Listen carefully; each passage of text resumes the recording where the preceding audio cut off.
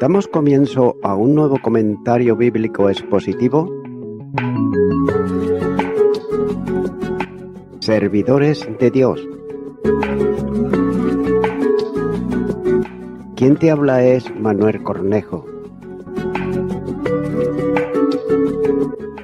En esta ocasión estaré compartiendo la primera epístola de Pedro, capítulo 2 y versículo 10, donde dice: Vosotros que en otro tiempo no erais pueblo, pero que ahora sois pueblo de Dios, que en otro tiempo no habíais alcanzado misericordia, pero que ahora habéis alcanzado misericordia. Comienza diciendo: vosotros que en otro tiempo no erais pueblo. El apóstol Pedro está aquí usando un texto de la profecía de Oseas para referirse a la iglesia. Los nombres en la profecía aparecen aquí para referirse a dos situaciones de los creyentes en dos tiempos distintos. Nótese que Oseas fue un profeta enviado con un mensaje para el reino del norte de Israel, a fin de testificar contra él de su infidelidad para con Dios. Y por mandato de Dios se casó con Gomer. Oseas, capítulo 1 y los versículos 2 y 3 dice: Palabra de Jehová que vino a Oseas, hijo de Bereí, en días de Uzías, Jotán, Acaz y Ezequías, rey de Judá, y en días de Jeroboam, hijo de Joás, rey de Israel, el principio de la palabra de Jehová por medio de Oseas. Dijo Jehová a Oseas: Ve, tómate una mujer fornicaria e hijos de fornicación, porque la tierra fornica apartándose de Jehová. Ella le fue infiel cayendo moralmente hasta convertirse en una prostituta. Oseas capítulo 2 y los versículos 4 y 5 dice: No tendré misericordia de sus hijos porque son hijos de prostitución, porque su madre se prostituyó, la que los dio a luz se deshonró, porque dijo: Iré tras mis amantes que me dan mi pan y mi agua, mi lana y mi lino, mi aceite y mi bebida. Por tanto, el profeta tuvo 3 hijos. Jereel, que significa Dios siembra. Oseas capítulo 1 versículo 4 dice: Y le dijo Jehová: ponle por nombre Jereel, porque de aquí a poco yo castigaré a la casa de Jehú por causa de la sangre de Jereel, y haré cesar el reino de la casa de Israel, que se convirtió en un mensaje viviente de lo que Dios iba a hacer con Israel. El segundo fue una hija, en Oseas capítulo 1 y versículo 6, y por indicación divina le puso el nombre de Lo-ruhama, que equivale a no compadecida. Luego tuvo su tercer hijo varón, que recibió el nombre de Lo-ammi. Oseas capítulo 1 y los versículos 8 y 9, que corresponde a no pueblo mío. Por otro lado, el apóstol Pablo acude también a esta referencia profética de Oseas capítulo 2 versículo 23, manteniendo aproximación al texto bíblico mayor que la que usa el apóstol Pedro para esta cita, y la va a utilizar para hacer entender claramente a los cristianos de extracción gentil que ellos, por no ser del pueblo de Israel, no tenían derecho alguno a los pactos de Dios y por lo tanto no podían esperar las misericordias divinas que habían sido dadas para el pueblo de la promesa. Sin duda, hay diferencias en cuanto a ciertas promesas que Dios dio a Israel y que tendrán oportuno cumplimiento, pero no es menos cierto que Él llamó a salvación tanto a judíos como a gentiles, sin distinción alguna, y que en esta dispensación tanto los judíos como los no judíos que han creído vienen a formar parte del único pueblo de Dios que es la Iglesia, porque la unidad de los creyentes es mucho mayor que la que hubiera sido posible en la creación de un solo pueblo, ya que Dios no hizo eso, sino que creó un nuevo hombre cuya cabeza es Cristo. Efesios capítulo 2 y versículo 15 dice: aboliendo en su carne las enemistades, la ley de los mandamientos, expresados en ordenanzas, para crear en sí mismo de los dos un solo y nuevo hombre, haciendo la paz. Dios anuncia por medio del apóstol el llamamiento a los gentiles, que antes eran los no pueblos. Y note que ese llamamiento se ha realizado ahora, y muchos de los destinatarios de la epístola, ellos venían del paganismo.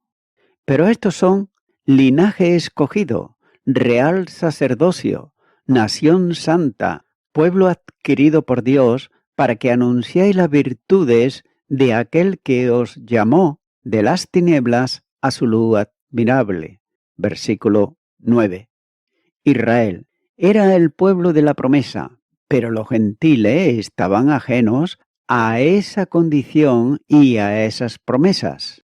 Efesios capítulo 2 y versículo 11 dice: por tanto, acordaos de que en otro tiempo vosotros, los gentiles, en cuanto a la carne, erais llamados incircuncisión, por la llamada circuncisión hecha con mano en la carne.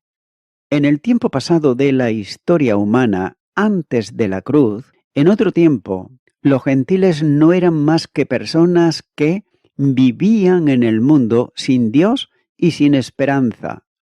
Nótese que los gentiles no procedían de Abraham, a quien se le habían hecho promesas de bendición. Los judíos tenían en su carne la marca de la circuncisión, que tenía que ver con la vinculación al pueblo descendiente de Abraham. Estos llamaban perro a los gentiles, no a causa de la posición espiritual, sino simplemente en relación con esa marca de la circuncisión. Hasta el momento de la irrupción salvífica de Dios en la historia humana, cuando dice: pero cuando vino el cumplimiento del tiempo, Dios envió a su Hijo, nacido de mujer y nacido bajo la ley. Gálatas capítulo 4 y versículo 4. El pueblo de Dios era, por tanto, Israel. Y por tanto la situación de los creyentes gentiles en el tiempo pasado era la de ajenos a la ciudadanía de Israel, excluidos de ella, ya que Dios había hecho un pacto con la nación, de modo que de ese pacto los no judíos estaban excluidos. Pero todavía más, quienes no tenían a Cristo como Salvador estaban sin esperanza. La presencia de Cristo, su promesa y la vinculación con Él en una verdadera resurrección para vida da esperanza cierta al creyente en los días de hoy, ya que toda esperanza está vinculada con Cristo. Amados, ahora somos hijos de Dios y aún no se ha manifestado lo que hemos de ser, pero sabemos que cuando Él se manifieste, seremos semejantes a Él, porque le veremos tal como Él es. Primera carta de Juan, capítulo 3, versículo 2. Y el que tiene a Cristo, Hijo de Dios, tiene la vida. Primera carta de Juan, capítulo 5, versículo 12. Estos que estaban perdidos en el mundo son ahora, sin embargo, el pueblo de Dios. Sigue diciendo este versículo: pero ahora habéis alcanzado misericordia. Pero note que hay algo más, y es que, además, son objeto de la misericordia divina, ya que sin Dios no podían encontrar compasión, pero en Cristo hallaron la plenitud de ella. Por la obra salvadora, encontraron remisión de pecado y recibieron la vida eterna, regocijándose en el amor de Dios y en la gracia divina. Una operación de la gracia hacia los perdidos es, por gracia, que cada pecador que acude a Cristo y acepte por fe la obra de salvación que Él realizó, será salvo, porque de tal manera amó Dios al mundo que ha dado a su Hijo unigénito, para que todo aquel que en Él cree no se pierda, mas tenga vida eterna. Juan, capítulo 3, versículo 16. Así pues, nadie puede esperar misericordia de Dios en derecho, puesto que la paga del pecado es en la muerte, pero la encuentra en la gracia divina, que es el amor que orienta a Dios a descender a la criatura para llamarla a un encuentro por fe con Él. Nótese que no es un llamamiento limitado, ya que Cristo vino para ser salvable a todo hombre, y es que por eso ahora Él manda ahora a todos los hombres en todo lugar que se arrepientan. Hechos de los Apóstoles, capítulo 17, versículo 30.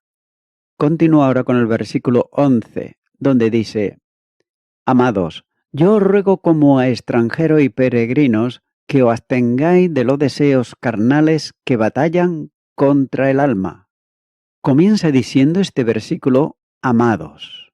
El tema de la epístola es la gracia que salva y también transforma. El creyente es una persona cuya vida debe ajustarse a las demandas de la gracia en el poder del Espíritu Santo de Dios. La transformación operada en la salvación convierte al creyente en una persona sumisa en cualquier situación en la que se encuentre. Y aquí Pedro usa el vocativo amados para dirigirse a los creyentes a quienes escribe, ya que son amados, puesto que son hermanos. Esta es una fórmula para introducir lo que sigue, como lo que usa habitualmente hoy cuando se dice en un escrito, queridos amigos.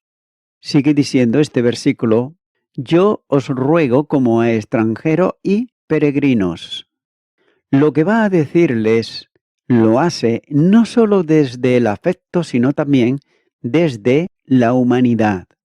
Como apóstol puede mandarles, pero como pastor del rebaño de Cristo les ruega. El verbo tiene varias sesiones como pedir, rogar, urgir, invitar, convidar, exhortar, etc.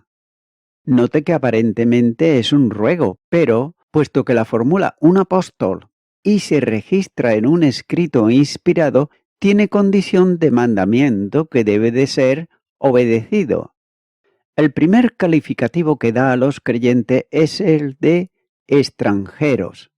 Note que este término y el siguiente son casi sinónimo y se han considerado anteriormente en el capítulo 1, versículo 1 y versículo 17. Ya que el término hace referencia a la condición de un extranjero que no tiene los privilegios del ciudadano, denotando el estado legal de forastero, ya que la verdadera patria del creyente es el cielo. Por esa razón dice, no tenemos aquí ciudad permanente. Hebreos capítulo 13, versículo 14. De modo que la visión del cristiano está puesta en cosas trascendentes y no transitorias. La ciudadanía del creyente está, por tanto, en los cielos. Los ciudadanos del Imperio Romano, en tiempo de los apóstoles, ellos estaban orgullosos de su ciudadanía. Pero téngase en cuenta que la patria del creyente es el cielo. Su nombre está escrito en el registro celestial del libro de la vida. El que venciere será vestido de vestiduras blancas y no borraré su nombre del libro de la vida, y confesaré su nombre delante de mi Padre y delante de sus ángeles. Apocalipsis, capítulo 3, versículo 5. Es más, posicionalmente están ya en los lugares celestiales con Cristo. Efesios, capítulo 2 y versículo 6 dice: y juntamente con él nos resucitó, y asimismo nos hizo sentar en los lugares celestiales con Cristo Jesús.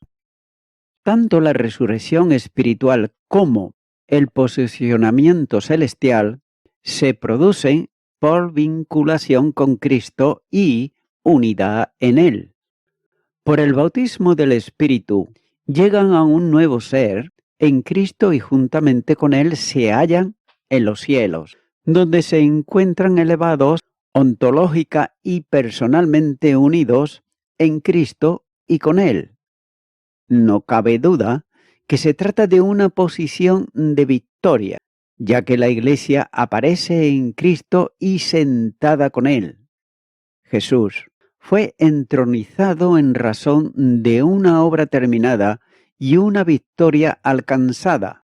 Filipenses, capítulo 2 y los versículos 8 al 11 dice: y estando en la condición de hombre, se humilló a sí mismo, haciéndose obediente hasta la muerte y muerte de cruz, por lo cual Dios también le exaltó hasta lo sumo y le dio un nombre que es sobre todo nombre, para que en el nombre de Jesús se doble toda rodilla de lo que están en los cielos y en la tierra y debajo de la tierra, y toda lengua confiese que Jesucristo es el Señor, para gloria de Dios Padre.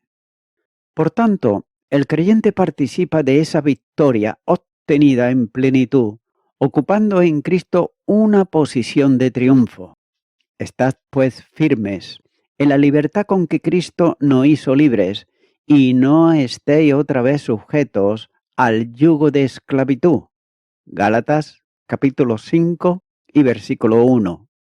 Además, la victoria del creyente está escondida con Cristo en Dios, porque habéis muerto y vuestra vida está escondida con Cristo en Dios. Colosenses capítulo 3 y versículo 3. También son ciudadanos de los santos y miembros de la familia de Dios. Efesios capítulo 2 versículo 19 dice: así que ya no sois extranjeros ni advenedizos, sino conciudadanos de los santos y miembros de la familia de Dios. En la tierra son extranjeros. Viven deseando lo que esperan, una patria mejor, donde tienen el lugar aparejado para ellos por Dios mismo. Hebreos, capítulo 11, versículo 16 dice: pero sin fe es imposible agradar a Dios, porque es necesario que el que se acerca a Dios crea que le hay y que es galardonador de los que le buscan.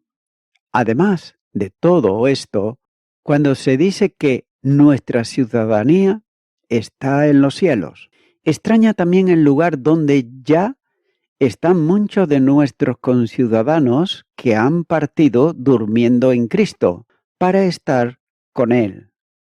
El segundo calificativo es el de peregrinos. Aquí Pedro les llama en tránsito, persona que está pasando hacia otro lugar. El país por donde pasa no es su lugar, simplemente tiene la condición de transeúnte y el lugar por donde pasa es su lugar de residencia temporal. Jesús mismo dijo que no son del mundo. Juan capítulo 17 versículo 16. Nótese que este concepto de peregrino había sido introducido antes en el pueblo de Israel. En Levíticos capítulo 25 y versículo 23 dice: la tierra no se venderá a perpetuidad, porque la tierra mía es, pues vosotros forastero y extranjero sois para conmigo. Y el Salmo 39, versículo 12 dice: oye mi oración, oh Jehová, y escucha mi clamor. No calles ante mis lágrimas, porque forastero soy para ti, y advenedizo como todos mis padres. La tierra y sus cosas son el lugar de paso y de uso temporal para quien es un peregrino, que busca una ciudad permanente cuyo arquitecto y constructor es Dios mismo. Hebreos, capítulo 11 y versículo 10, dice: porque esperaba la ciudad que tiene fundamento, cuyo arquitecto y constructor es Dios. Este es el verdadero anhelo del creyente. Hebreos, capítulo 11, versículo 16 dice: pero anhelaban una mejor, esto es, celestial, por lo cual Dios no se avergüenza de llamarse Dios de ellos, porque les ha preparado una ciudad. La verdadera ciudadanía no es la terrenal, que también es temporal, sino la celestial, que es eterna. Y aquel que es poderoso para hacer todas las cosas mucho más abundantemente de lo que pedimos o entendemos, según el poder que actúa en nosotros. Filipenses capítulo 3, versículo 20. La ciudadanía se alcanza no por descendencia natural, ni por esfuerzos legales, sino por gracia, en identificación con Cristo por la fe. Esta ciudad permanente que todo cristiano anhela y hacia la que camina, está a punto de venir y es la que buscamos, ya que la esperanza cristiana no es tanto la ciudad que se espera, que sin duda la comprende también como uno de los aspectos de la esperanza, sino que la verdadera esperanza es Cristo mismo. Colosenses capítulo 1 y versículo 27 dice: a quienes Dios quiso dar a conocer las riquezas de la gloria de este misterio entre los gentiles, que es Cristo en vosotros, la esperanza de gloria. Por tanto, siendo Él nuestra esperanza y habiendo pasado por el sufrimiento y la muerte, para hacernos suyos, ciudadanos del cielo, debemos salir a Él, es decir, fuera del campamento, porque donde está Jesús está la esperanza suprema del cristiano. La ciudad que esperamos es también la expresión actual del peregrino, a la que el apóstol se refiere en el versículo, que esperan la llegada al lugar definitivo de residencia con el Señor, dejando la transitoriedad de la tierra por donde pasaron, al encuentro de Él y poniendo su vista en la ciudad celestial, que habla de perpetuidad y no de temporalidad. Note que cada creyente anhela por esa razón y va en busca de la Jerusalén celestial, sino que os habéis acercado al monte de Sión, a la ciudad de Dios vivo, Jerusalén, la celestial, a la compañía de muchos millares de ángeles. Hebreos capítulo 12 y versículo 22. No tanto por las glorias de la ciudad en sí misma, sino porque en ella se producirá la perpetua experiencia de la ilimitada comunión en la misma presencia del Señor. Apocalipsis capítulo 21 y versículo 3 dice: y oí una gran voz del cielo que decía: he aquí el tabernáculo de Dios con los hombres, y Él morará con ellos, y ellos serán su pueblo, y Dios mismo estará con ellos como su Dios, donde verán su rostro y su nombre estará en sus frentes. Apocalipsis capítulo 22 versículo 4 dice: no habrá allí más noche, y no tienen necesidad de luz de lámpara, ni de luz del sol, porque Dios el Señor lo iluminará, y reinarán por los siglos de los siglos. Continúa diciendo este versículo: que os abstengáis de los deseos carnales que batallan contra el alma. A estos extranjeros y peregrinos exhorta Pedro a abstenerse de los deseos carnales. Esto implica alejarlos definitivamente como algo reprobable. La carne aquí no es una referencia al elemento material del hombre, sino al ser entero, cuyas tendencias en el hombre natural están incontroladas a causa del pecado, o si se prefiere mejor, están controladas por el pecado, como señala el capítulo 1 y versículo 14, ya que la carne produce frutos absolutamente contrarios a Dios y deteriora la vida de quien los practica. Gálatas, capítulo 5, versículo 19 al 21 dice: y manifiestas son las obras de la carne, que son adulterio, fornicación, inmundicia, lascivia, idolatría, hechicería, enemistades, pleitos, celos, iras, contiendas, disensiones, herejías, envidias, homicidios, borracheras, orgías y cosas semejantes a esta, acerca de las cuales os amonesto, como ya os lo he dicho antes, que los que practican tales cosas no heredarán el reino de Dios. De ahí que deban de ser subyugadas las pasiones carnales, ya que se trata de una separación completa del sistema mundano y carnal, concordante con el mandamiento establecido anteriormente en el capítulo 1 y versículo 15. Así pues, el creyente es llamado a ofrecer el carácter de un peregrino en contraste con el natural de este mundo. El secreto para conseguir el cumplimiento de la exhortación es dejarse controlar por el Espíritu.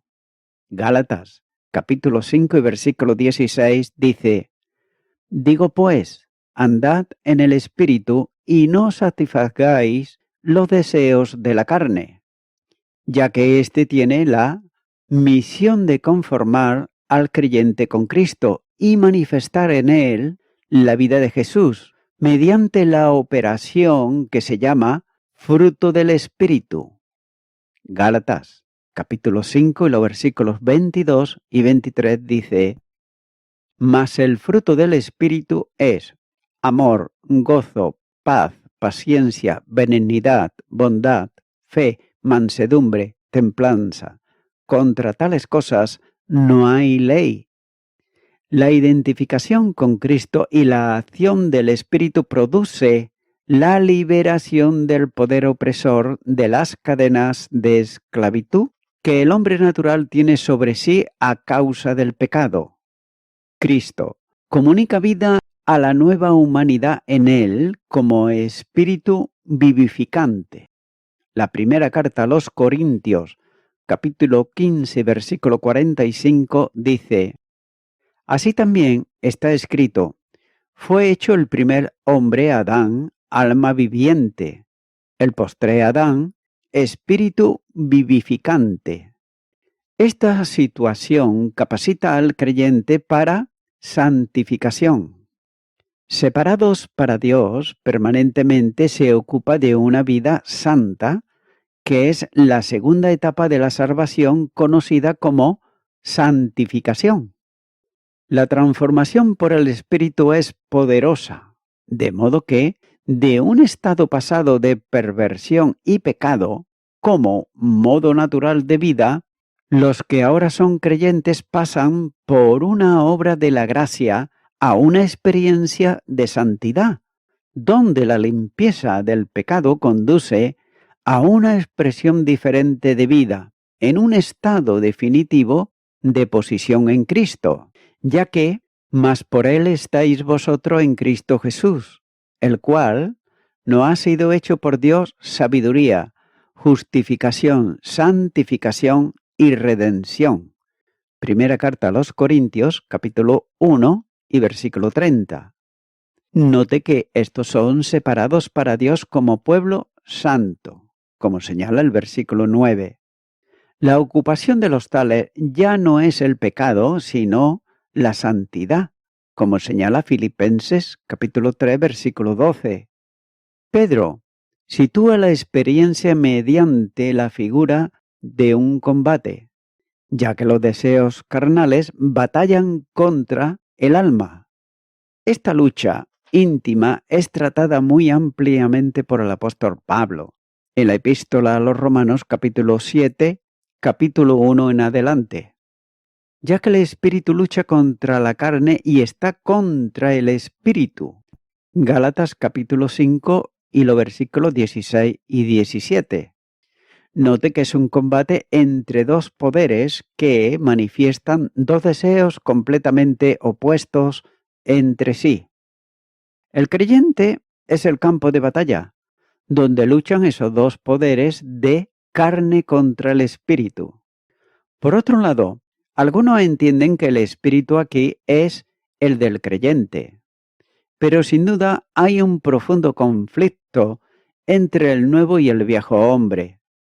Note que Pedro presenta los deseos carnales luchando para controlar al creyente en un deseo continuo, interno y ansioso por poseer ese control.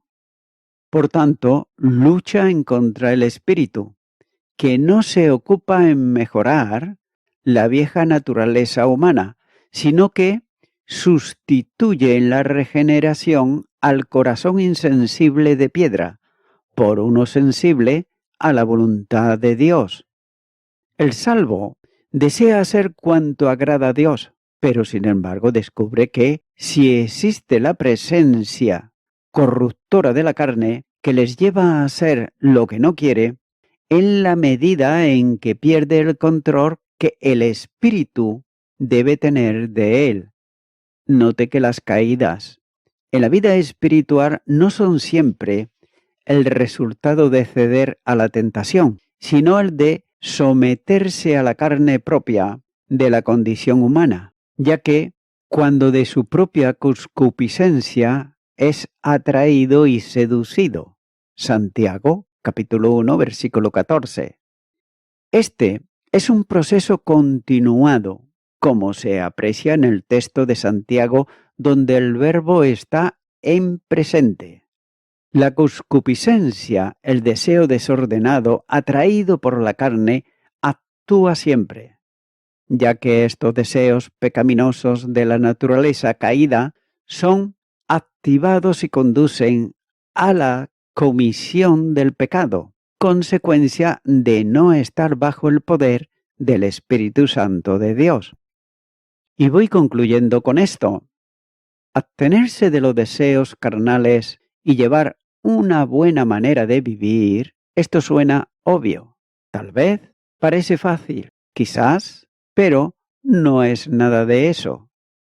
Ya que todos necesitamos esta exhortación con regularidad para permanecer saludables espiritualmente. Y lo necesitamos para nosotros. ¿Por qué? Porque estamos en guerra. Los deseos malvados de nuestra naturaleza pecaminosa, ellos buscan apoderarse del cristiano que hay en nosotros y destruirlo. Por tanto, todos nosotros somos vulnerables a la deformación de nuestro sistema de valores que hace que estemos obsesionados con las cosas materiales y nos lleva a descuidar nuestras relaciones humanas con el Señor. Amigo y amiga oyente, el Salmo 145 y versículo 8 dice: Clemente y misericordioso es Jehová, lento para la ira y grande en misericordia. Clemente es Jehová. Esto quiere decir literalmente amable, favorable, y además es grande en misericordia, es decir, es atento a nuestros sentimientos o capaz de identificarse con nosotros. Amigo y amiga oyente, Dios envió a su Hijo Jesucristo al mundo, a la tierra, y Él está sentado ahora a la diestra de Dios Padre. Por tanto, Él estuvo en un cuerpo de carne porque resucitó de entre los muertos, y Él puede identificarse muy bien contigo, con tus necesidades, con tus tentaciones y con las demás cosas. Así que Él vino para dar su vida en sacrificio vivo en la cruz del Calvario a favor precisamente por ti. Pero ahora a ti te toca tomar la decisión de aceptar la clemencia y la misericordia de Dios que es en Cristo Jesús. Si tú la aceptas, pues solamente tienes que invitarle a Jesucristo a que venga a tu corazón, a que venga a tu vida, y Él haga de ti una nueva criatura espiritualmente hablando. Te animo, pues, a que puedas hacer una oración de fe si nunca antes la has hecho, y repite conmigo y di, ahí a donde estás. Señor Jesucristo, vengo ante ti ahora en arrepentimiento. Mi orgullo, mi soberbia, mi vanidad me ha apartado muchas veces de acercarme a ti. Pero ahora acepto tu clemencia, acepto tu misericordia. Te abro mi corazón y te recibo como mi único y suficiente Salvador. Y quiero darte gracias en tu nombre. Amén.